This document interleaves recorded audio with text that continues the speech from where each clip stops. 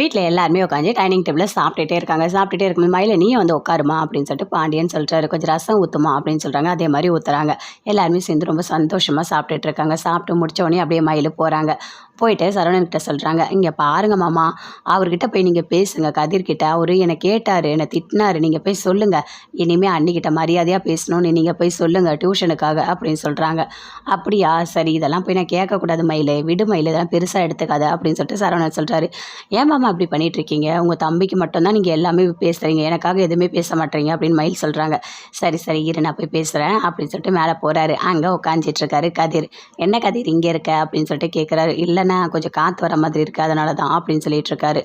அதுக்குள்ளே அப்படி நடந்த கதை எல்லாத்தையுமே கேட்டுட்ருக்காரு. ஆமாம், நீ எப்படி படிக்கிற அப்படின்னு சொல்லிட்டு. அதுவாண்ணா, காலைல 5 மணிக்கெலாம் எழுந்து படிப்பேனே அப்படின்னு சொல்கிறாரு. சரி, வேலைலாம் நல்லா தானே போயிட்டுருக்கு. நிறைய பேர் ஆர்டர் பண்ணி தானே சாப்பிட்டுட்ருக்காங்க. யார் இப்போ வீட்டில் சமைக்கிறானே தெரியல. பரவாயில்லண்ணா, எனக்கு நல்ல வருமானம் வருது அப்படின்னு சொல்லிட்டு கதிர் சொல்கிறாரு.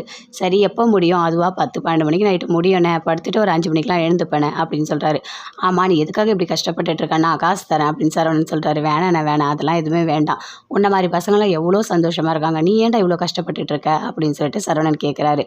இல்லைண்ணா, இதில் என்ன இருக்குது? நான் இதெல்லாம் ஒன்றுமே கிடையாது. அப்பாவுக்கு வேறு அதிகமாக காசு தரேன்னு சொல்லிட்டேன். நான் வேலைக்கு போனால் தானே காசு தர முடியும் அப்படின்னு சொல்லிட்டு கதிர் சொல்லிட்டு இருக்காரு.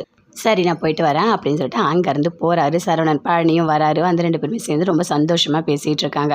சொல்லி முடிச்சோடனே அங்கே சரவணன் போகிறாரு ரூமுக்கு. அப்போ தங்கமயில் கேட்குறாங்க, என்னம்மா சொன்னீங்களா, கேட்டிங்களா? கதிர் ரொம்ப வருத்தப்பட்டாரா? இனிமேல் என்கிட்ட அந்த மாதிரிலாம் பேச மாட்டேன்னு சொன்னாரா அப்படின்னு தங்கமயில் கேட்குறாங்க.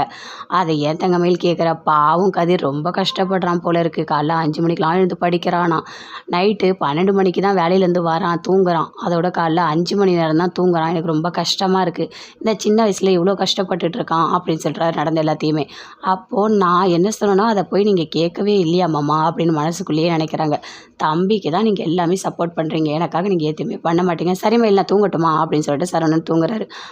தூங்குங்க அப்படின்னு சொல்லிட்டு அப்படியே உட்காந்துட்ருக்காங்க. தங்கமழி ரூமுக்கு வராங்க. ராஜி அங்கே ட்ரெஸ்ஸு வைக்கிறாரு. பார்க்குறாங்க, எடுத்து அப்போ கூட டேபிளில் வச்சிடுறாங்க. ராஜி, இல்லை எடு உனக்கு தான் அப்படின்னு சொல்லிட்டு கதிர் சொல்கிறாரு. எடுத்து பார்க்குறாங்க. ஏன்னா இது லேடிஸ் மாதிரி இருக்குது, யாருக்கு அரசிக்கு வாங்கிட்டு வந்தீங்களா அப்படின்னு சொல்லிட்டு கதிர்கிட்ட கேட்குறாரு. இல்லை இல்லை, அரசிக்கெலாம் இல்லை, உனக்கு தான். நல்லா தான் இருக்குது, ஏதோ எனக்கு தெரிஞ்ச அளவில் நான் வாங்கிட்டு வந்தேன். கடையில் உன்ன மாதிரி ஒரு பொண்ணு இருந்தது, அந்த அளவு இப்போ கேட்டு வாங்கிட்டு வந்தேன். உனக்கு ஓகேனா சொல்லு, இல்லைனா பெல் இருக்க மாற்றிக்கலாம் அப்படின்னு கதிர் சொல்கிறாரு. இல்லை இல்லை, நல்லா தான் இருக்குது, எனக்காக நீங்கள் வாங்கி கொடுத்துருக்கீங்க, நான் எப்படி நல்லா இல்லைன்னு சொல்லுவேன் அப்படின்னு சொல்லிட்டு ராஜி சொல்லிகிட்டு இருக்காங்க. அப்படி ட்ரெஸ் எல்லாம் பார்க்குறாங்க, ரொம்ப சந்தோஷப்படுறாங்க. இல்லை ராஜா, இல்லை ராஜி, உங்ககிட்ட 1-2 ட்ரெஸ் தான் இருக்குது, மாற்றி மாற்றி நீ அதை தான் போடுற, அதனால தான் நான் வாங்கிட்டு வந்தேன் அப்படின்னு சொல்கிறாரு. ரொம்ப சந்தோஷப்படுறாங்க.